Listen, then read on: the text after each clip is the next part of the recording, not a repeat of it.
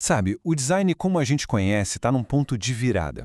Todas aquelas regras que definiram o que é bonito e funcional por décadas, pois é, elas estão prestes a colidir com uma revolução tecnológica que promete mudar o jogo completamente. Vamos mergulhar nisso para entender o que vem por aí. E aí, claro, fica a grande questão, né? O que acontece com a base de tudo, com os fundamentos do design e com a nossa própria criatividade? Será que os princípios de sempre ainda vão ter lugar num mundo dominado por algoritmos e automação? É isso que a gente vai investigar agora. Para começar, vamos olhar para o que já é familiar para todo mundo. Equilíbrio, contraste, hierarquia, proporção. Pensa neles como os pilares, sabe? A gramática da linguagem visual que organiza o nosso mundo. Por muito tempo, o sucesso de qualquer projeto de design dependeu de dominar bem esses conceitos. Então, para a gente conseguir responder aquela pergunta sobre o futuro, primeiro a gente precisa firmar o pé nessas regras clássicas. O processo criativo sempre foi uma coisa muito humana, com métodos bem definidos que iam da pesquisa, passavam pela ideação e chegavam na prototipagem. O ponto-chave aqui é que era sempre uma pessoa, o designer, que manipulava esses elementos todos. A cor que desperta uma emoção, a tipografia que guia o olhar, é um processo de resolver problemas que é profundamente humano. Exige empatia, pesquisa e muito, mas muito refinamento. Mas toda essa base está prestes a ser, digamos, chacoalhada. O mundo está chegando num ponto de inflexão. A gente está vendo uma convergência de nanotecnologia, biotecnologia, inteligência artificial, e isso está causando uma ruptura como nunca antes. E o design está bem no olho desse furacão. O papel de quem trabalha com design está se expandindo de uma forma absurda. Não é mais só sobre criar uma imagem bonita. Agora é sobre orquestrar interações complexas. O designer do futuro vai ser essa ponte entre o que as pessoas precisam, o que os algoritmos conseguem fazer e o que o planeta aguenta. E aqui surge um conceito fundamental, a ideia do copiloto criativo. A sacada não é que a IA vai substituir o designer. Pelo contrário, ela vai potencializar. Pensa assim. Ela assume as tarefas mais técnicas, mais repetitivas e libera o ser humano para focar no que realmente importa. Na estratégia, no propósito, na ética por trás de tudo. Tá, mas como é que essa sinergia funciona na prática? Como é que essa colaboração entre gente e máquina cria um jeito de trabalhar completamente novo?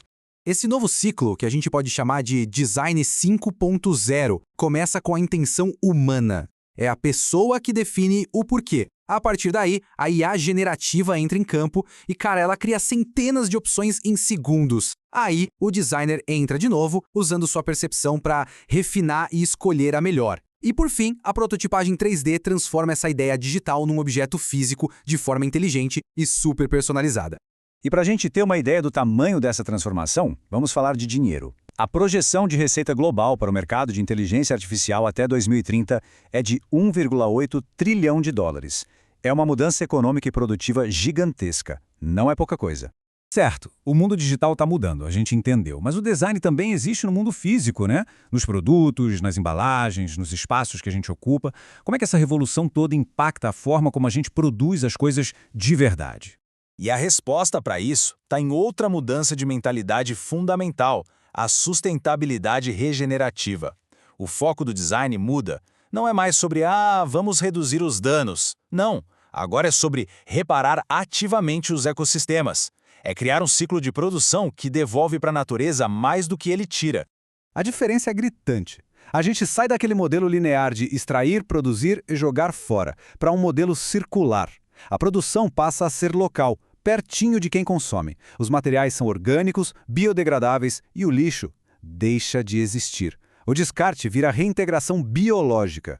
E aqui a gente vê esse novo ciclo em ação. Olha que legal! Tudo começa no planejamento ecológico, passa pela produção local com impressão 3D e materiais orgânicos, vai para o consumo sob demanda e, no final, o produto se reintegra totalmente na natureza. É um sistema fechado, inteligente e, acima de tudo, sustentável.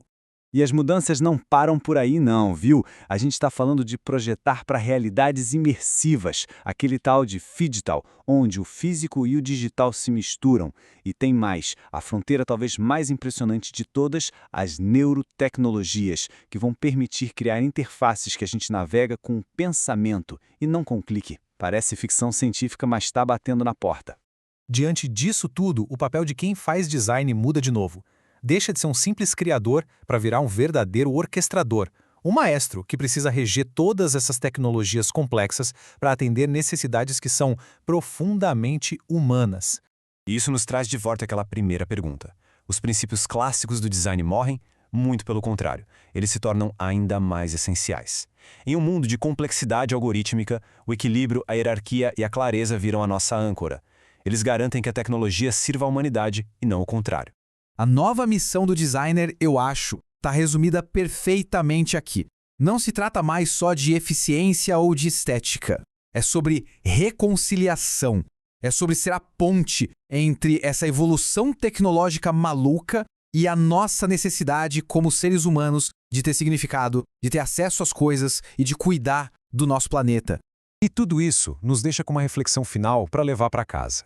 Se a inteligência artificial pode gerar opções, se as máquinas podem fabricar, qual vai ser aquela faísca que só o ser humano pode oferecer?